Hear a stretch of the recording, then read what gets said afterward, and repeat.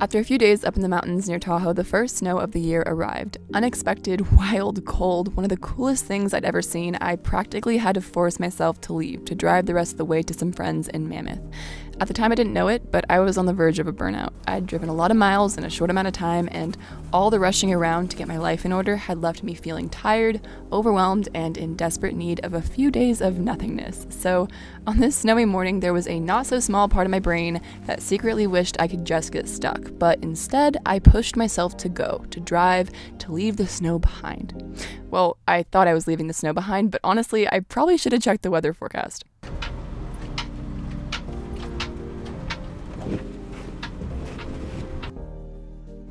Good morning. I'm in the middle of a snowstorm. I'm driving through a snowstorm. This is my first snowstorm that I've ever driven through. I am a Californian, clearly. Last year I probably drove through like 10 minutes of snow in Sedona. That's about it. So this is definitely an adventure. I feel like I'm living life on the edge. I know I'm just being dramatic, but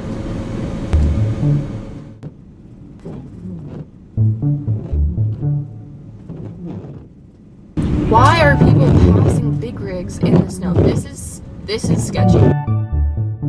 Little did I know I was not being dramatic. The first day I drove about 60 miles, which took around 3 hours because of roadblocks and accidents, and that night I found myself stuck in the tiny town of Leavenning, too scared to drive any farther since one of my friends had totaled her RV an hour down the road.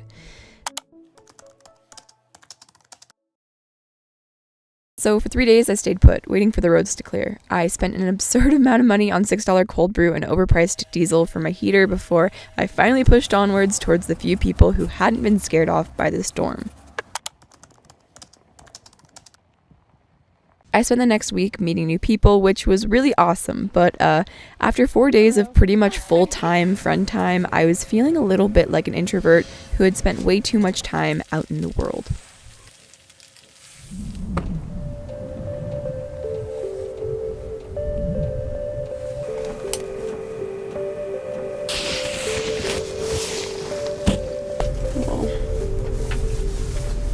You know, I realized last night that I haven't really traveled to new places in a few months, and I kind of feel like it's time. AKA, it's probably time to get out of California.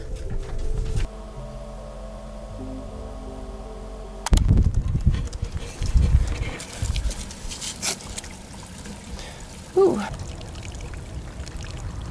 These hot springs out here, yeah, they're dang pretty, but it's also dang near impossible to get one all to yourself. So when I found myself with the opportunity to spend a few hours here alone, of course I took it. It was kind of weird being at this spot alone, being the only one left in a place that had been filled with so many people just a few days before, but it's also one of my favorite things, to spend so much time in a place that I get to see it change, to see it busy and empty, to see it in the spring, in the fall, to see the calm before a storm, and to experience the storm, even if it means there's a chance that I get stuck on muddy roads.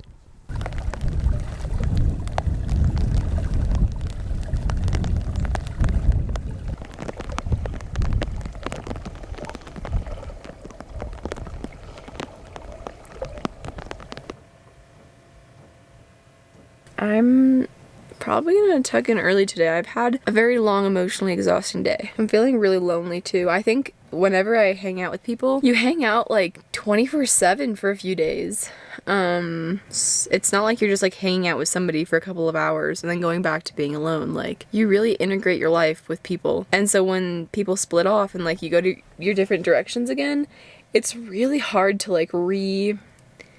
acclimate. For example, when I was with Maddie back in the beginning of summer, every single night she would make tea. And then when we stopped hanging out, when we split off, I missed the tea so much. And this last week, one of the people that I was traveling with was really into making good coffee. And so for 3 days in a row, I had really good coffee, the best coffee that I ever had. For sure the best coffee I've ever had. And so this morning when I woke up and that wasn't the norm, I just felt so off balance. I don't know. It's special that you get to spend so much time with people, but it's also really hard. It's also really hard. Anyways.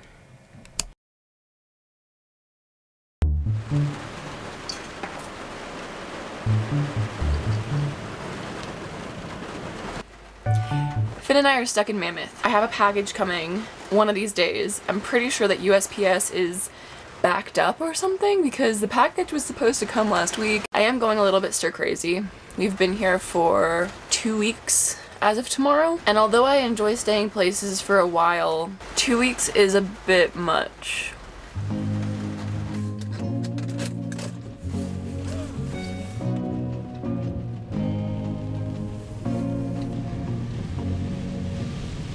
So at this point in the video, I would normally use a voiceover to amplify how cozy the rain was, to talk about how great it feels to be able to stay cozy, toasty, warm, and dry while rain is pounding on the metal roof above your head. And I will get to that soon, but this morning, I was not okay. I hadn't seen this much rain really ever with this van, and after a season of meeting other van lifers and hearing half a dozen stories of roof leaks, my stomach was in such tight knots that I felt nauseous. The first 4 hours of hard rain, I tried as hard as I could to stay calm as I went through the motions of doing some chores. The bad news, yeah, apparently Ford Transits aren't sealed very well. Who would have thought? But the good news is that it seems like 2 years later, my van is still leak-free. Once I was certain I wasn't going to come home to a puddle on my bed, my mind finally did relax, and I finally felt the childlike giddiness that I always feel with the arrival of a big storm. And on the drive back out to the desert, I made one of the best decisions I'd made in a while, to drive out to a tourist attraction a ways away from town.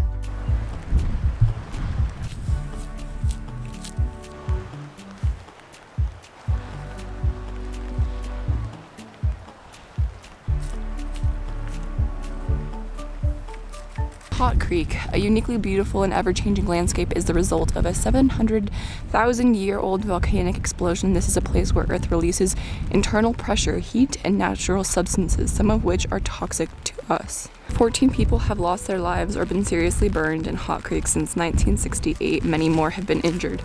So fun. As a younger Mariah would say, the best way to travel is to Google Maps to the places that are super popular tourist attractions, but instead of ever making it to said destination, spend your day stopping at every river, lake, viewpoint on the way there. It's been a minute since I took my own advice, but this geological site turned out to be incredibly busy, so instead of hanging out with the people, I started walking in the opposite direction of the crowds, and kept walking until I found myself alone on the bank of a winding river.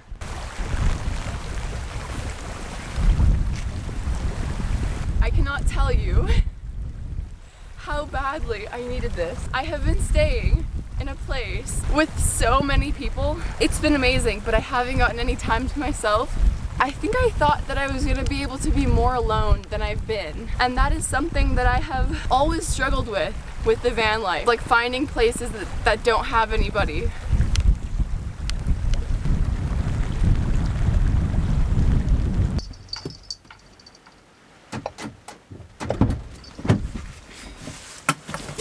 Oh.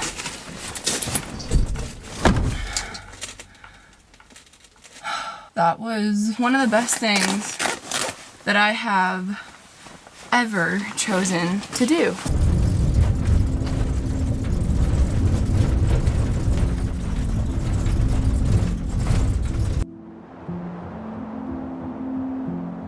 I don't know if I've ever felt this relaxed before. I feel right now like I just had a long day in the sun on the lake and I'm sunburnt and I'm like coming back to a cabin. I had a warm bath and I've now been laying in bed for the last 2 hours. The only part that's true about that is that I've been laying in the bed for the last 2 hours, but I still feel that way, like that relaxed.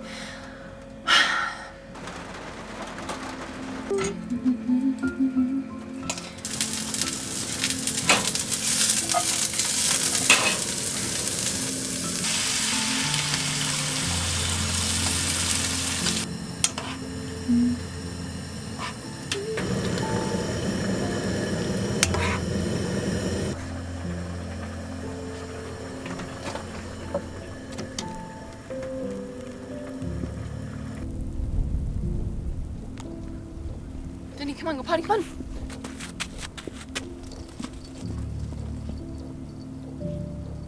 Blue hour on this night was absolutely gorgeous.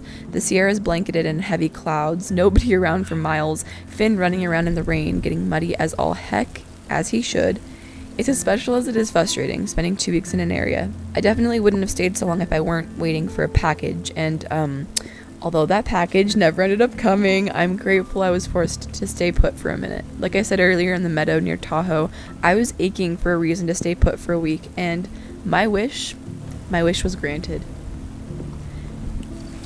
Up. Out of the way.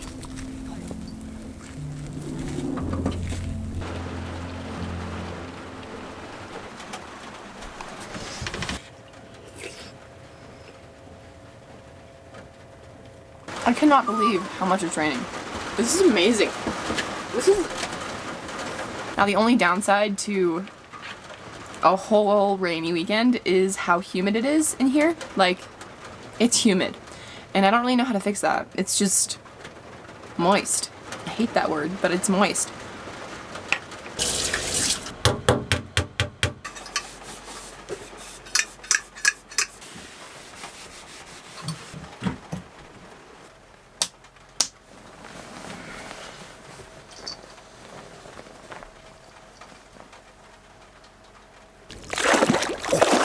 Why am I a mess?